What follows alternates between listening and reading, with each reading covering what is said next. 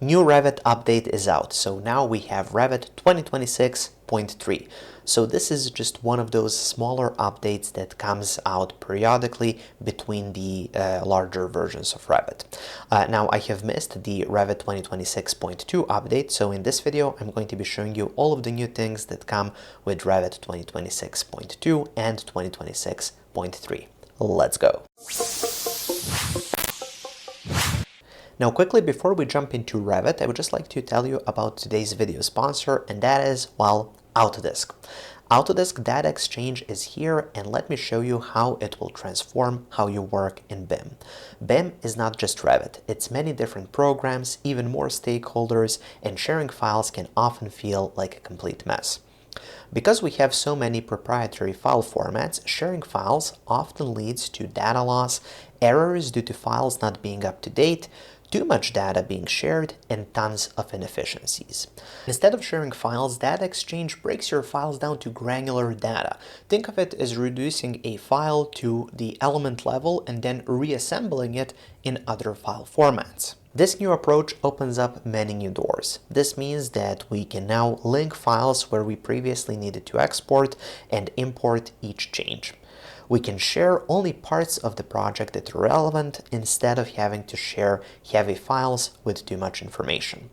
With Data Exchange, you have full control of who gets what data.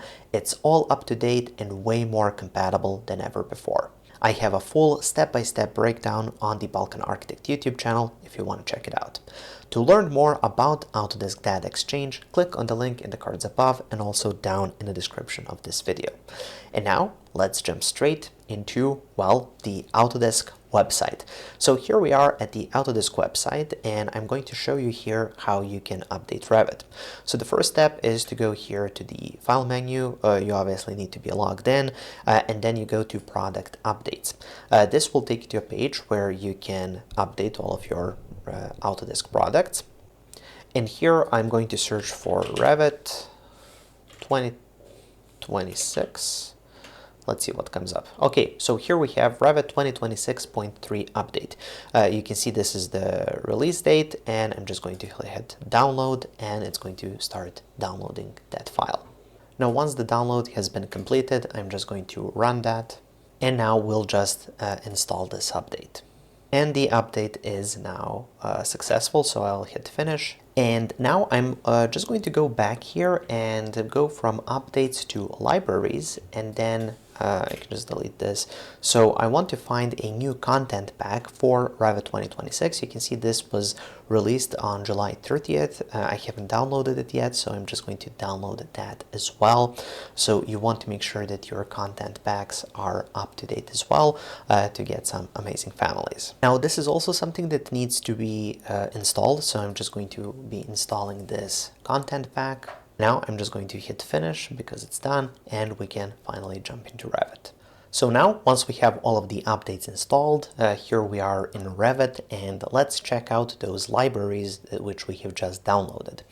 Now you find them by going here to Open, and then I'll show you the path. So you go from your local disk C, and then you follow this path until you go to System Families, and then this is what we have here. So we have the All System Families library, and we also have this Residential Content Pack. So I'm just going to open both of them up, just like that, and then let's open up the other one, so the System Families.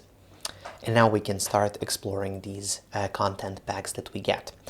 So I'm just going to start off with this residential pack, and it's actually quite a decent pack. These are some families which were definitely missing with Revit, and now we have them. So you can see we have some fireplaces, which is cool, with the chimney and everything.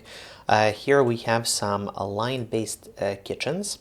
I think this is really cool. This was really missing in Revit, and I'm happy to see Autodesk has actually made this kind of part of Revit.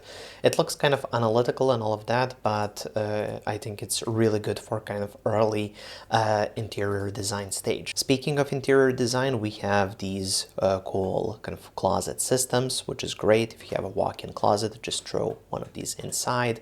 Here we have a shelf with hangers, and on that here we have some sliding doors, which is cool. Now this is really important, the downspout. This is something that we didn't didn't have in the past. You can see we have multiple ones that go kind of in the front and off to the side and so on. So this is something that was missing in Revit, and I'm happy to see that they're finally kind of including that. Here we have some sinks, which is great, some seating. Okay, these look like kind of theater seating. Okay, that's great. That's kind of interesting. Here we can see some wall-based fireplaces, some whatever this is, house battery. I guess this is yeah, okay, cool. We have some pictures, frames, shelves, a lot of gazebos, a lot of outside stuff. We have a gym set, which is cool, some umbrellas, some kind of fireplaces, fire pits. We have these grills, which is cool, a lawnmower, which I always wanted. Just kidding, but yeah, I guess we now have it in Revit. Some windows and some of these shutters, sheds, and yeah, that's pretty much it for this pack. So overall, very powerful, very useful, and I like it that it's structured like this. Reminds me of those old AutoCAD files where you had a bunch of blocks and then you load that in. Well, now you can do that in Revit. Open this up and then you can just copy something from here and then paste it in another project like this. And yeah, so now you can have this in another project. So it's a great way to use these families. And then we have another pack. So these are system families. Let's see in the 3D view. And let's turn on the realistic so we can see the colors a bit better. So here we have all of the system families. We have some new stairs, new stair types, new railing types, which is useful. You can see here, yeah, these look interesting. Yeah, again, something that was really missing in Revit. Now we have that. So here we have some ramps with railing, which is cool. Oh, we seem to have. Oh no, I was thinking maybe some new grids, but no, this is just used kind of to separate the railing. Oh, we have a fence. This is nice. I always need good fences, and they're rarely available. Here we have some balusters, that's nice. And then here we have sets of walls. Okay, this one is interesting with all of the kind of interesting elements, kind of vertical structure. Here we have floors, roofs, and this is even site. So yeah, we have some topo solids, and interesting ones. So different ones that you can use for different purposes. Curtain walls, I guess those are pretty much the same. But yeah, overall, a lot of new system families, a lot of new component families. So feel free to check this out and see kind of what's something that you may use in your future projects. Now, moving on, let's go to this project over here that I have. I'm just going to delete this gazebo and I'm just going to open up floor plan level 1. And here you can see we have this wall. Now with the release of Revit 2026, we now have the ability to basically assign additional wall layers as separate walls. So if I go here to the wall tool, I can have this interior wall. And then here for the placement options, I have place by segment, for example. So now it's going to recognize basically where I want to place that, and I can place it just as an additional wall layer. For example, for the bathroom, it can be tiles. Now this is all well and nice, but it didn't used to work with walls that didn't have a room bounding function.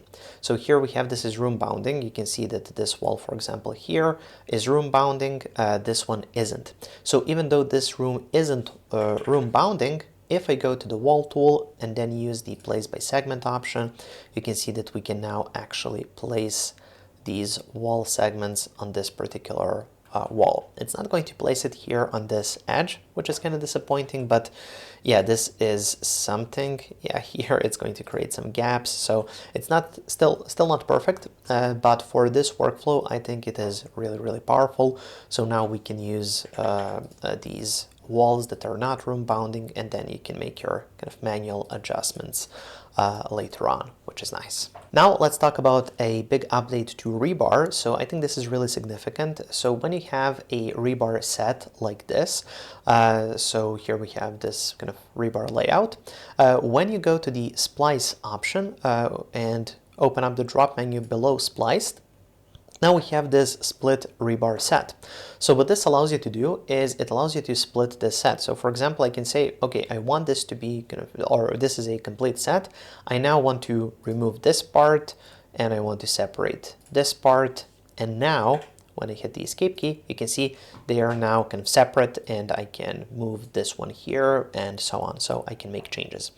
Now, if we decide to make some changes like this, you can see it's just going to kind of separate those. However, if I go back a few steps before I've split it, let's see. Okay, there we go. So now let me just cancel out of here, and then let's go again to Splice.